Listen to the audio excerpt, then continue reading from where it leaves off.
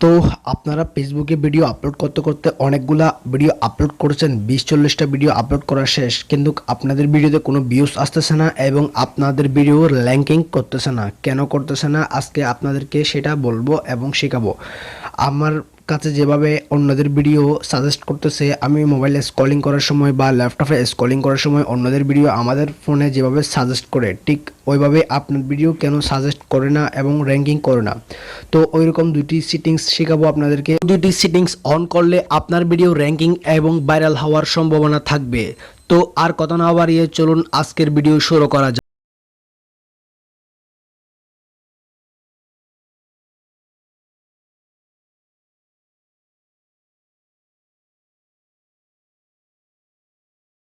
হাতে থাকা স্মার্টফোনের মধ্যে গ্যালারির মধ্যে যে ফেসবুক রয়েছে ওই ফেসবুকে চলে যাবেন।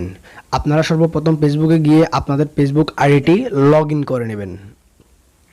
তো আমারটা আগে থেকে লগ ইন করা আছে। আমি আমার পেজে গেলাম। পেজে যাওয়ার পর থ্রি ডট মেনুতে ক্লিক করবেন। ক্লিক করার পর এই যে এটা আমার পেজ। এখন একটু ব্যাক দিবেন। ব্যাক দেওয়ার পর সেটিংস যে আইকন আছে ওইখানে ক্লিক করবেন। ক্লিক করার পর পেজ সেটিংস যে অপশন আছে ওই অপশনে ক্লিক করবেন। ক্লিক করার পর একটু লোডিং করবে, এরপর একটু নিচে আসবেন, স্ক্রলিং করে নিচে আসবেন। নিচে আসলে দেখতে পারবেন, আর একটু নিচে আসবেন। নিচে আসলেই একটু নিচে আসলে দেখতে পারবেন মিডিয়া সেটিংসে গেলে অটো প্লে যে অপশন আছে ওই অপশনে ক্লিক করে দিবেন। ওই অপশনে ক্লিক করার পর দেখেন সর্বপ্রথম কথা হচ্ছে এখানে on mobile data and wifi ওইটি সিলেক্ট আছে। আপনি নেভার অটো প্লে ভিডিও এটি সিলেক্ট করে দিবেন।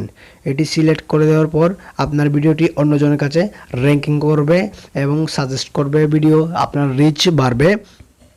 তো এই সেটিংস অন করলে আপনার ভিডিও ভাইরাল হওয়ার সম্ভাবনা থাকতে পারে। তো সাথে সাথে আরেকটি কথা বলতে পারি, আপনারা যেভাবে আপনারা ভিডিও আপলোড করেন আপনারা নিজের মোবাইল থেকে ওই ডিভাইস থেকে আপনাদের ভিডিও কোনো প্রকারে আপনারা দেখবেন না এবং অন্য কারোর কাছে শেয়ারও করবেন না, অন্য ফোনে দেখবেন। ধন্যবাদ। আসসালামু আলাইকুম।